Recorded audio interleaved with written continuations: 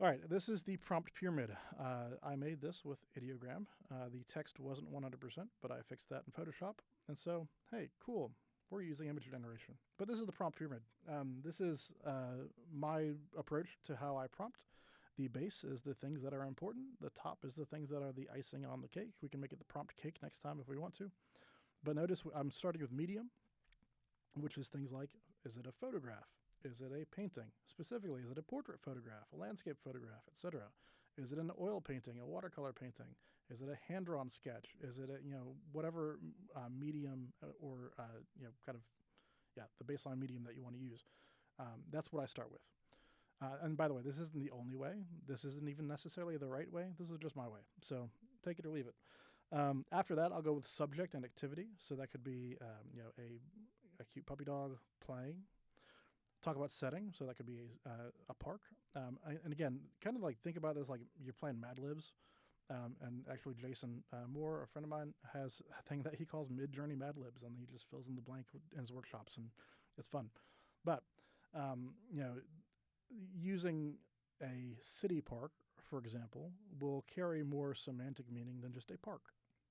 Using a cute puppy dog will carry more semantic meaning than just a dog. And so again, you're hitting a balance between detail and coherency without overloading the prompt. But generally speaking, if you add more of those little details, you're going to get to a more a better quality image because the model will kind of hone in on those things.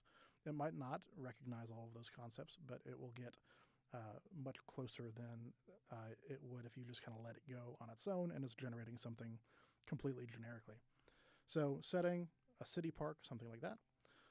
You can include details such as wardrobe after that. So, the puppy's wearing a red bandana. The man is wearing a white shirt and a blue hat. Then we can talk about lighting. And so that could be like, hey, the one phrase that I've been using a lot lately because it produces cool images is evening light casts soft shadows. For whatever reason, that makes cool lighting with the models that I've been using. And then finally, like overall vibe. Vibe would be like dramatic. It has a dramatic feel. It has a peaceful feel. It has an epic feel. And that little itty bitty part on the top that's not labeled there is what I call the word salad. So a lot of times, if you're looking at image prompts online, you'll see like a whole bunch of like random keywords stuffed in there. That make no sense grammatically speaking and might not even make any sense like in the context of what the image that you're trying to generate is. But those words are associated with concepts in the model that tend to make the model produce better images because they just happen to be associated with cool images. And so if you see like 8K, HDR, Nikon, all that stuff like slammed at the end, that's like all like that's a salt and pepper. Like that's going to add a little bit, but don't rely on those as the base for your prompt. We'll get some examples of those as we go. All right, so let's start with building a prompt.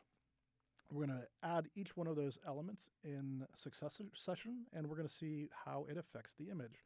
So this was all built with the same seed. If you are kind of involved with image generation already, you've probably seen that term seed. Basically, a seed is a numerical value that represents the random starting point from which the image generation is going to take place. And so if you're using Midjourney, that parameter is available. If you're using Leonardo, that's available. There is technically something like seed in DALL-E, but it's weird and complicated. But basically, if you keep the same seed and use the same prompt, you should get almost the same image every time, accounting for some randomness in the ways that the noise is generated on your GPU. But I've locked the seed in here so that you're starting from the same space every time, and we're just adding the text as we go. So we start with a portrait photo, very, very generic, and it ended up with this, kind of generic looking lady. All right. Now let's get a little bit more detailed. A portrait photo of an old man. We've added the subject, and now look, we've taken a step further. We're getting closer to the image that we want. Taking it one step further, we're going to have the old man baking a cake. And the model has happily complied here.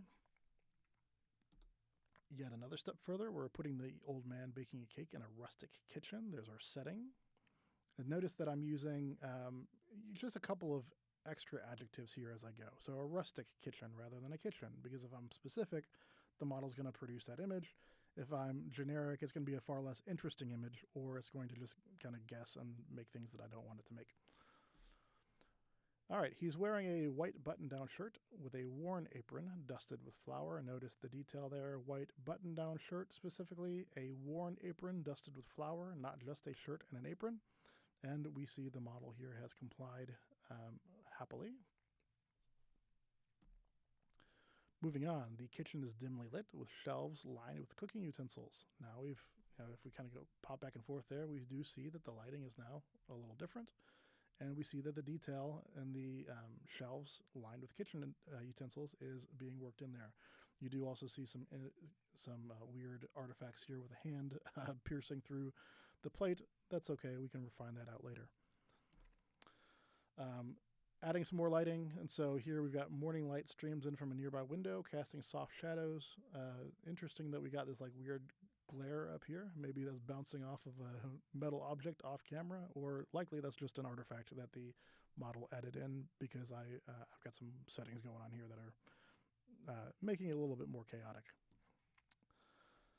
And then vibe and feeling. So we've added the scene is calm and welcoming. And sure, that feels, even his expression softens a little bit there. So maybe that's doing something. And then finally, we're going to add our word salad to the end. These are just some keywords that I like to add that tend to make the image a little bit better quality, particularly when I'm going for a photographic style, because things like underexposed, vignette, and matte finish, while it may not add an actual vignette or it may not actually underexpose the image, though, yeah, not a whole significant difference in exposure here. But those words are positively correlated with photographs, and by throwing them in there as the word salad at the end of the prompt, it may or may not produce a better image. And so I liked this image. It actually came out better than I thought. And the way that I did this, I actually just wrote out the prompt and then worked my way backwards by removing things. But the order in which we went is kind of how I would be thinking strategically as I build up the prompt.